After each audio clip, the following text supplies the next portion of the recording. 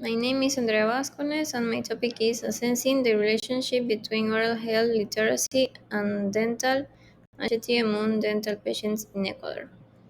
Definition: health literacy is the degree to which individuals have the capacity to obtain, process, and understand basic health information and services needed to make appropriate health decisions. When the basic health information and services are related to oral health, it is considered oral health literacy. Health literacy is one of the determinants of health, illness recovery, and health related quality of life engagement in individuals and will necessarily act as an instrument to address health inequalities. Dental anxiety has a detrimental effect on oral health, hindering both patient management during dental care and subsequent adherence to treatment.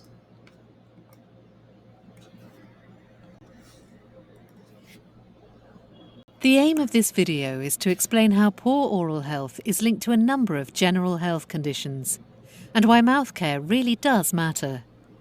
Good oral health is important to be able to eat and drink comfortably, to speak and smile with confidence, and to be free of pain and discomfort. The mouth contains millions of bacteria, both good and bad. In the absence of regular mouth care, the number of harmful bacteria multiplies, and this can have an effect on the rest of the body. Oral bacteria are the cause of the two most common dental diseases, dental decay and gum disease. Dental decay, also known as dental caries, is caused by bacteria metabolizing sugar in the mouth and producing acid that causes cavities in the teeth over time. Dental decay is linked to the frequency of sugar consumption. Gum disease, or periodontal disease, generally occurs when ineffective toothbrushing, or an absence of toothbrushing, leads to a build-up of bacteria in the mouth, commonly known as plaque. Plaque is a white sticky substance that develops on teeth and leads to inflammation of the gums, which in turn can affect the underlying bone, leading to tooth mobility, tooth loss, or receding gums. Bacteria, or toxins produced by bacteria, can be absorbed into the bloodstream and travel to other parts of the body. There's strong evidence linking gum disease and heart disease. Oral bacteria can be absorbed into the bloodstream via inflamed gums and travel to other parts of the body. This may contribute to tiny clots or inflammation in the blood vessels that leads to cardiovascular disease. Infective endocarditis may result when bacteria enter the bloodstream of a susceptible individual, for example, somebody with a prosthetic heart valve, and colonizes the lining of the heart, which can lead to inflammation of the lining of the heart valves. The disease carries a high mortality risk, and it's thought it can be caused by oral bacteria. There's evidence that good oral hygiene reduces the risk. There's strong evidence of a two-way relationship between oral health and diabetes. Gum disease can lead to poor blood sugar control, and poorly controlled diabetes can increase the severity of gum disease. People with diabetes are also at higher risk of developing oral thrush and dry mouth. There's an increasing amount of evidence linking poor oral care to community and hospital-acquired pneumonia. The risk of developing pneumonia is higher in patients who are already compromised. For example, those with dysphagia, who are frail, or who have a learning disability.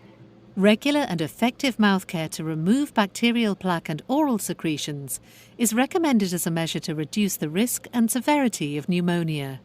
Hospital-acquired pneumonia is a very common hospital-acquired infection with high morbidity and mortality rates, and extends a hospital admission on average by over a week. There's evidence linking poor oral health to a number of other general health conditions, including stroke, dementia, premature birth, and some types of cancer. However, as this evidence is not as strong, further research is needed. Having a comfortable mouth is important for chewing food. Broken teeth, loose teeth, or a very dry mouth are common reasons that prevent people eating. It's important to carry out regular mouth care assessments for people who stop eating and drinking. Care should be taken to prevent denture loss, which can have a direct impact on eating. In summary, supporting people with good mouth care and promoting the importance of good oral health can have a positive impact on their general health and well-being.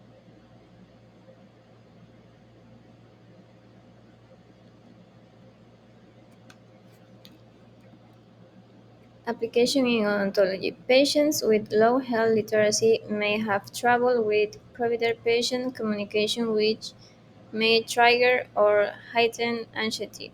This anxiety, as it relates to dental setting, is dental anxiety. These findings indicate that patients with negative oral health beliefs are more prone to be diagnosed with dental anxiety. Dental anxiety is a phenomenon that negatively affects delivery and receipt of oral health services on a daily basis worldwide.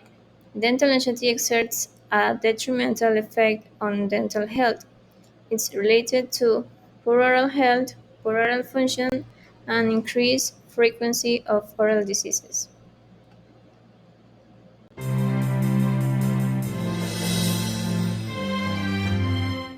If you've ever felt nervous or anxious before a dental visit, you're not alone. But thanks to today's technology, dental visits are usually comfortable and virtually pain-free. If you have any anxiety, be sure to share your concerns with your dentist and the dental team. By discussing your worries, your dentist can adjust treatment to make your visit as comfortable as possible. If the sound of the drill causes stress, a good idea is to bring along an iPod with earphones and listen to your favorite music. Also, try to schedule dental appointments when it's most convenient for you and when you won't feel rushed. Your dentist cares about your comfort and does as much as possible to put you at ease. By working with your dental team, you can have an anxiety-free visit. Remember, a trip to your dentist should be stress-free. For the ADA Dental Minute, I'm Dr. Maria Lopez Howell.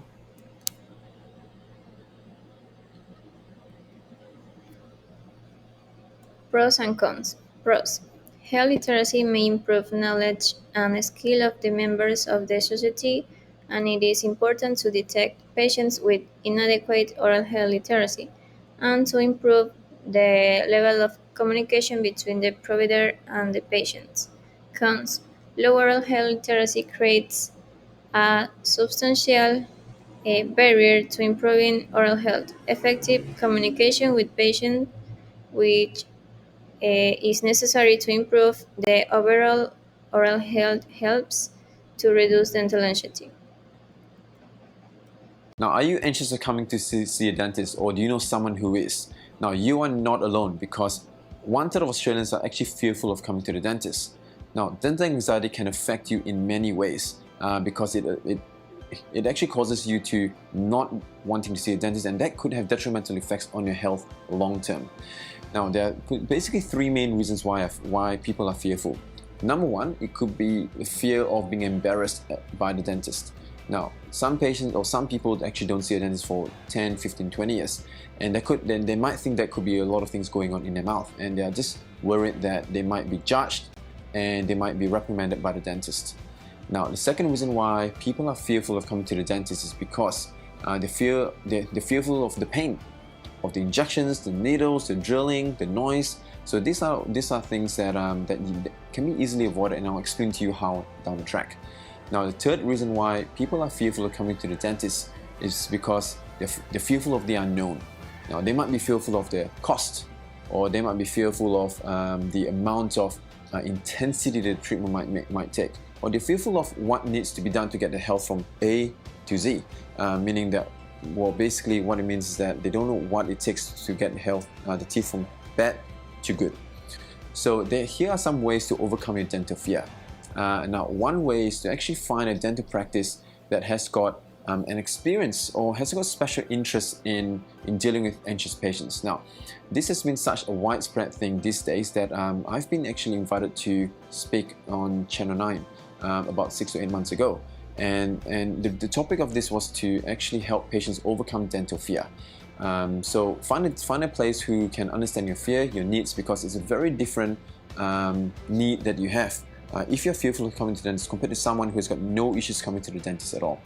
Now, another way to actually help you overcome the fear would be to actually communicate this very clearly with the dentist from the outset. Because the clearer that you communicate to the dentist, the better the result will be, because he will understand where you're coming from, what needs to be done, and allows him to actually get to your needs and help you with that. Now, the third way to actually help you overcome your fear would be to have maybe a relaxation technique. For example, slow deep breaths when you're on a chair, or just focus your mind on something else that makes you happy, or even distract yourself by listening to some music so that you takes your mind away from what's being done in your mouth. Now, the fourth thing would be to actually find a place where you might be able to want to find a place where you can do sleep dentistry. So sleep dentistry is where you can be knocked out, put to sleep, and the dentist will be able to get all the work done under one visit, and you're done. So that way it allows you to overcome the initial anxiety, but then all you need to do is just a 6-monthly maintenance and recall, and I'm certain that once you've got a good experience, hopefully you can actually do the second or third visit without much anxiety. Now, to recap, here are the 4 things that can allow or helps you overcome your dental fear. Number 1, find a practice who understands your needs, and a practice that has a special interest in managing dental anxiety. A second way to help you overcome your dental fear would be to actually communicate this to your dentist so he can better serve you. And the more we know about your needs and your wants and your fears, the better the outcome will be for you as well. Now, the third thing is to employ a type of relaxation technique where maybe breathe a bit slower, take slow deep breaths, listening to some music in your headphones, and potentially fourthly, find a place who can help you with getting things while you're asleep. So basically, get everything done when you're asleep, and when you wake up, it's all finished. So so hopefully this video has helped you in terms of the ways to overcome your dental anxiety. And if you know someone who can benefit from this video, please feel free to share it with them, because it will be my honor to be able to help all our anxious patients out there. Thanks.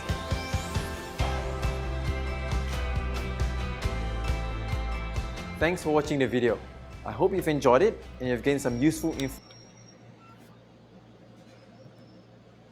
Issue appeared in Ecuador.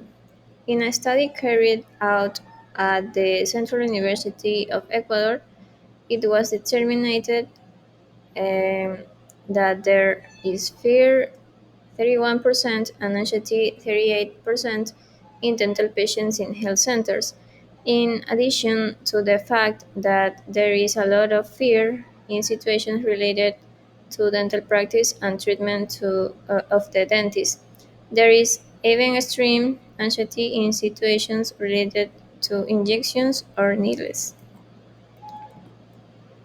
Conclusion: improving the oral health literacy of patients may help in the efforts to improve the adherence to medical instructions, self-management skills, and the overall treatment outcomes.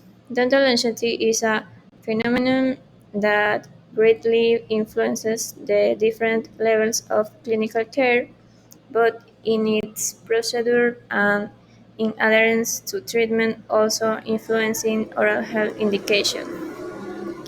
That is why it is important to address this element from all its dimensions, identifying both the reasons why it occurs, knowing the best way to evaluate it, and establishing the best method of coping with it.